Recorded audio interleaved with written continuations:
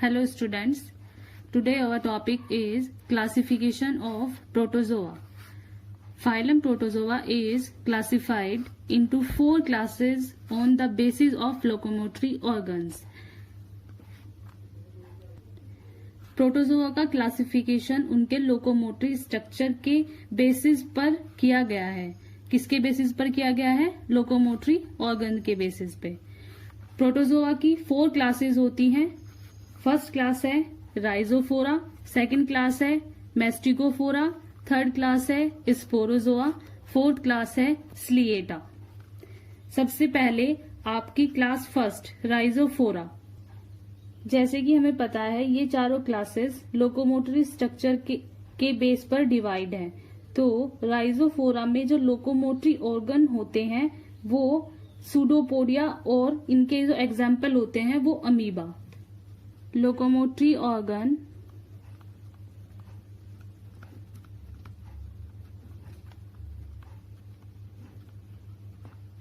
Pseudopodia, pseudopodia,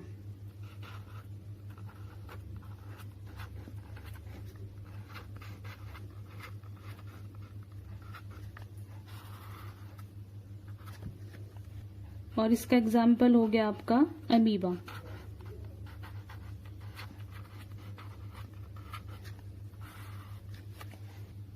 next class है आपकी second class मैस्टिकोफोरा। इसमें लोकोमोटरी ऑर्गन्स होते हैं फेजेला, और इस क्लास में जो एनिमल होते हैं उनकी बॉडी आउटर लेयर से कवर्ड होती है। लोकोमोटरी ऑर्गन क्या होते हैं?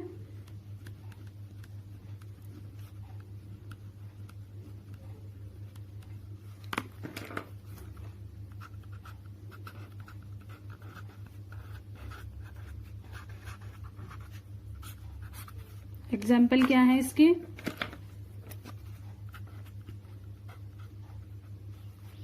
यूग्लिना और ट्रिपैनोसोमा।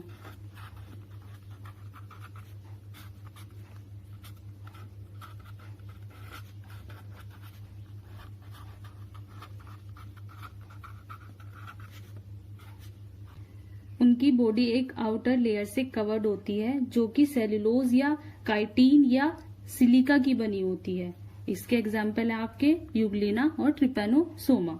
थर्ड क्लासेस है आपकी स्पोरोजोआ। इसमें लोकोमोटरी ऑर्गन्स नहीं होते, दैट मीन्स ये चल फिर नहीं सकते।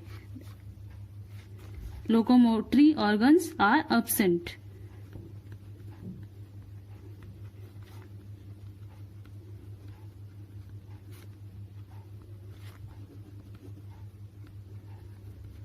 एब्सेंट मतलब ये चल फिर नहीं सकते, तो ये एक जगह पर चिपके होते हैं और वहीं अपनी लाइफ साइकिल को कंप्लीट करते हैं। अधिकतर इस क्लास में एनिमल एंडोपैरासाइट होते हैं, दैट मीन्स फूड के लिए किसी और एनिमल पर डिपेंड रहते हैं। इनमें आउटर बॉडी पेलिकल से कवर्ड रहती है। इस क्लास में आते हैं। और सेकंड है आपका मोनोसिस्ट।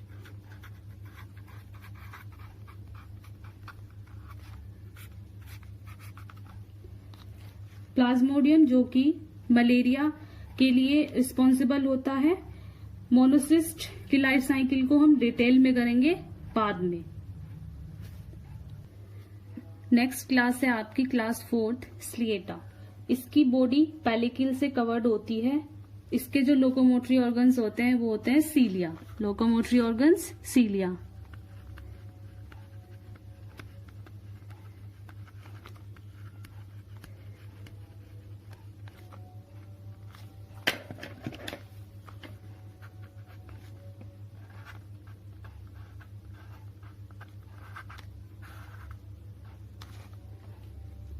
और इसका एग्जाम्पल है पैरामेशियम।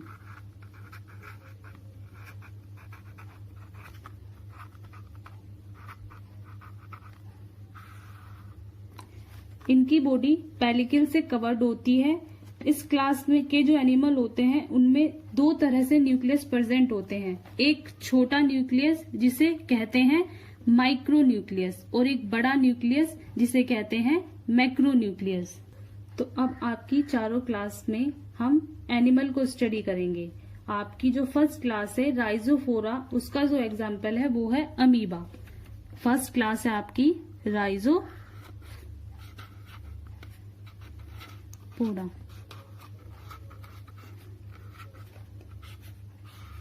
और इसका एग्जाम्पल अमीबा।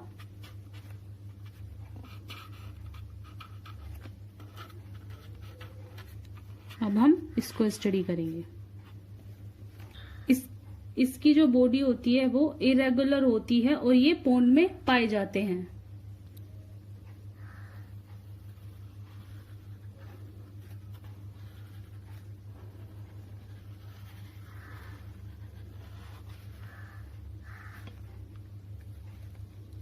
ये है आपका अमीबा, ये है न्यूक्लियस, ये है इसके सूडोपोडिया,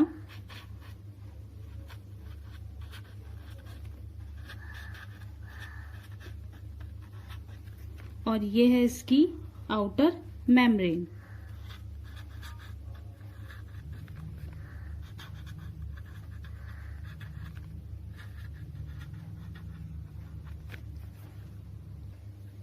ये पोडिया द्वारा लोकोमोशन करते हैं, जिसकी आउटर मेम्ब्रेन, जिसे प्लाज्मा मेम्ब्रेन भी कहते हैं, वो इस सूडोपोडिया को बनने में हेल्प करती है और ये गैसेस के एक्सचेंज में भी हेल्प करते हैं।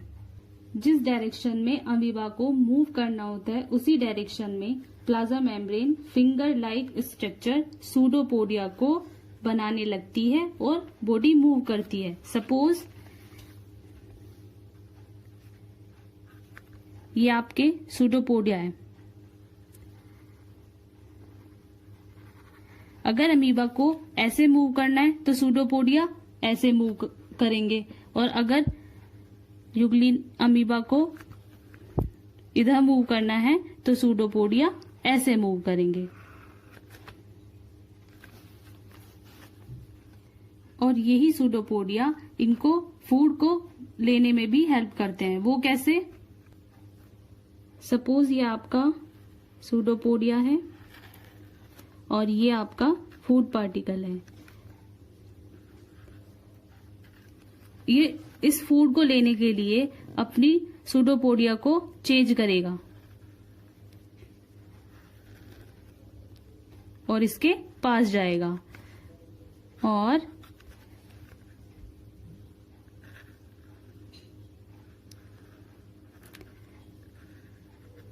नेक्स्ट उसमें ये इसको पूरी तरह से अपने सूडोपोडिया में ले लेगा। इस तरह ये अपना भोजन सूडोपोडिया के द्वारा ही ग्रहण करते हैं और इसमें न्यूट्रिशन होलोजोइक होता है।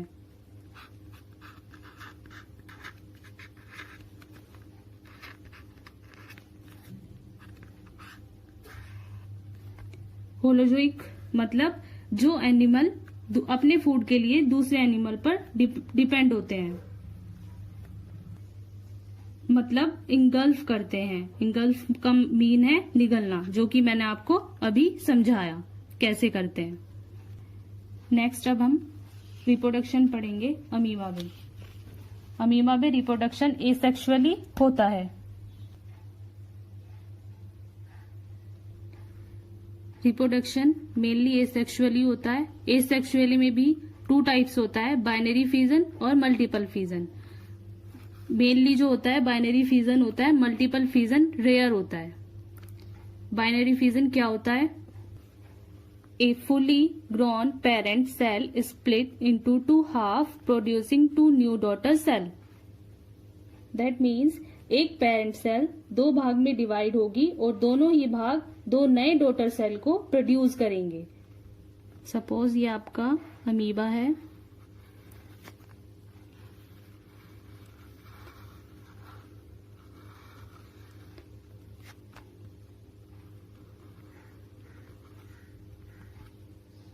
ये पेरेंट सेल का न्यूक्लियस है और अब नेक्स्ट इसमें न्यूक्लियस डिवाइड करेगा।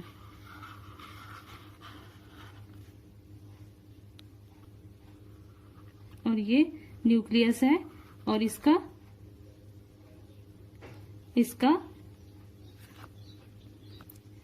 डिवीजन हो रहा है, जिसे कहते हैं elongation of nucleus.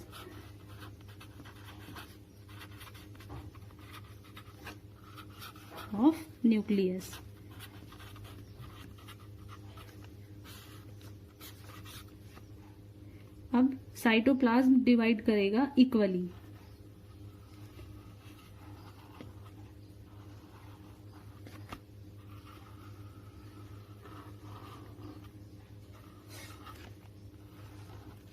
Division of cytoplasm.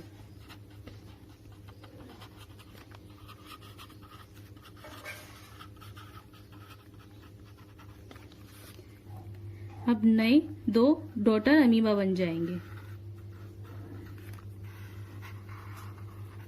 ये आपके 2 डॉटर सेल।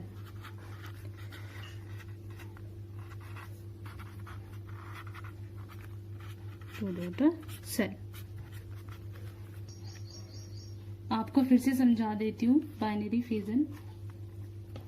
सपोज ये आपका अमीबा है और ये न्यूक्लियस है। न्यूक्लियस का डिवीजन होगा जिसे कहते हैं karyokinesis. Cytokinesis means division of cytoplasm. अब 2 अलग अलग सेल बन गई हैं और दोनों में ही न्यूक्लियस भी प्रेजेंट है और साइटोप्लाज्म भी, क्योंकि यहाँ पर एक पेरेंट सेल है। पेरेंट सेल से 2 डॉटर सेल बने हैं, मतलब नंबर इंक्रीज हुआ है, तो हम इसे कहेंगे रिप्रोडक्शन हुआ है। नेक्स्ट है आपका multiple fission. When the condition are unfavourable, amoeba withdraw its pseudopodia and become almost round and form cyst. Amoeba में हम कभी कभी मल्टीपल फिजन देखते हैं, जो कि ज्यादातर तब होता है जब एनवायरमेंट कंडीशन फेवरेबल नहीं होती। इसमें क्या होता है, अमीबा अपने सूडोपोडिया को छोड़कर एक राउंड स्ट्रक्चर बना लेते हैं, जिसे हम सिस्ट कहते हैं। ये आपका अमीबा है और ये अब सूडोपोडिया को छोड़कर एक राउंड स्ट्रक्चर में कन्वर्ट हो जाएगा। ये आपका सिस्ट है जिसने अपने सूडोपोडिया छोड़ दिए हैं। ये आपका अमीबा हो गया।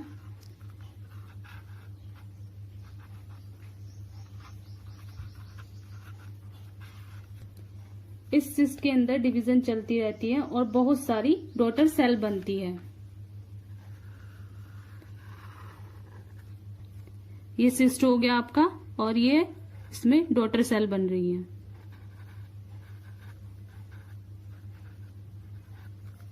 जब एनवायरमेंट कंडीशन ठीक हो जाती है तब ये सिस्ट ब्रस्ट हो जाता है और डॉटर सेल बाहर आ जाती है, जो कि ग्रो करके नए अमीबा बनाते हैं। कैसे? ये सिस्ट और ये अमीबा बाहर, और इसी प्रोसेस को मल्टीपल फिजन कहते हैं।